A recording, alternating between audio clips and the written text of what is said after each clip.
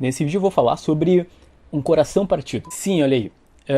Fazia tempo que não tinha review aqui no canal, né? Eu tô retomando aos poucos, mudanças estão acontecendo na minha vida e nada como fazer um review pela primeira vez no canal de uma HQ da Eagle Moss. Sim, pelo menos de cabeça. Eu acho que essa é a primeira vez que eu falo da coleção de graphic novels, né, da editora, aquelas sagas definitivas.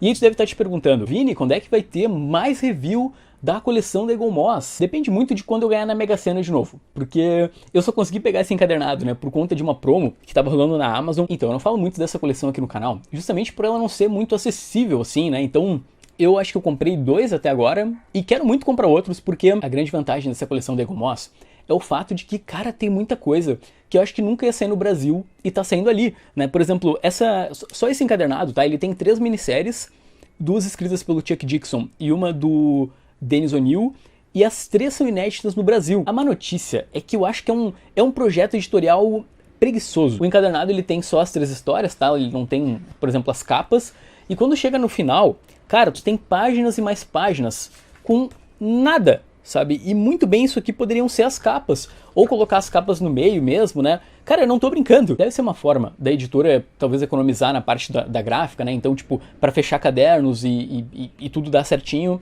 tem essas páginas extra.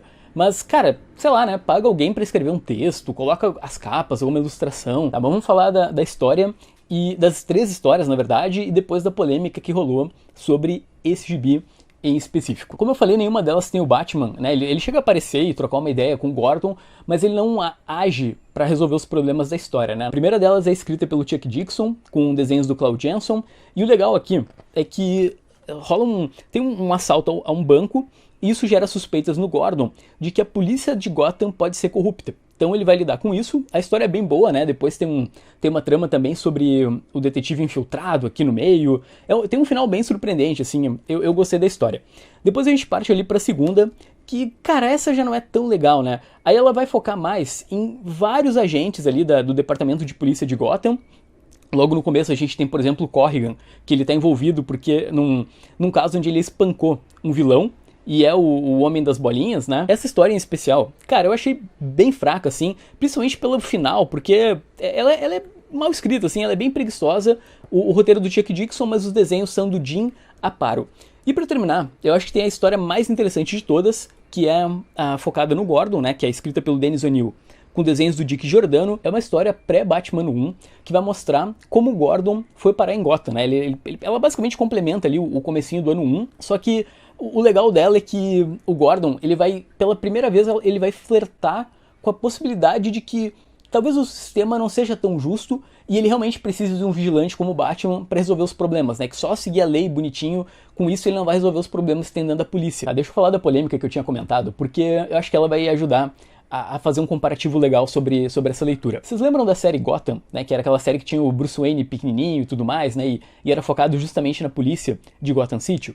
Então, naquela época, a DC lançou a série e o Chuck Dixon, que é um roteirista de 2 dessas histórias aqui, ele reclamou, né, publicamente, de que todo mundo tava falando sobre Gotham, né, Gotham, que é aquela série que a Panini publicou aqui no Brasil em 4 volumes, que Gotham era a inspiração da série de TV, e ninguém tava olhando pro que ele tinha feito no Batman. Na prática, o Chuck Dixon tava falando disso aqui, especificamente, né, pô, eu já trabalhei a Montoya, eu já trabalhei o Corrigan, eu já estava trabalhando os personagens né, periféricos do Batman e todo mundo só fala lá do quadrinho do Ed Brubaker com o Greg Rucka e eu tô aqui sendo esquecido. Nesse ponto, cara, eu discordo do Chuck Dixon, porque esse quadrinho, ele não tem a ver com a série Gotham.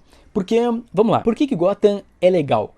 Não é porque a gente tá vendo o departamento de polícia, é porque a gente tá vendo o departamento de polícia lidando com os vilões do Batman, especificamente vilões malucos. Então, toda boa história, ela tem muito contraste, sabe? Isso é importante para uma história funcionar. Então, assim, essas histórias que o Chuck Dixon escreveu aqui nas 2 primeiras minisséries são histórias sobre policiais enfrentando bandidos comuns, a máfia, policiais corruptos, que, cara, é legal, mas não é tipo, wow, sabe? Parece que ele não tá aproveitando a coisa mais legal que ele tem na mão, que é justamente o fato da gente ter caras normais agindo na polícia, tendo que enfrentar vilões que não fazem o menor sentido, né? Então eu entendo porque as pessoas não lembraram desse quadrinho, sabe? Porque, cara, se tu trocar os nomes, né? Tu tirar o nome Gordon, enfim, não mostrar nenhuma aparição do Batman, nada diz que esse quadrinho se passa em Gotham. Mas como eu falei, assim, eu não acho que é um encadernado ruim. Eu gostei dele, eu achei divertido, mas eu acho que numa pilha de leitura eu daria prioridade primeiro pros volumes lá de Gotham, que é muito mais interessante, né, justamente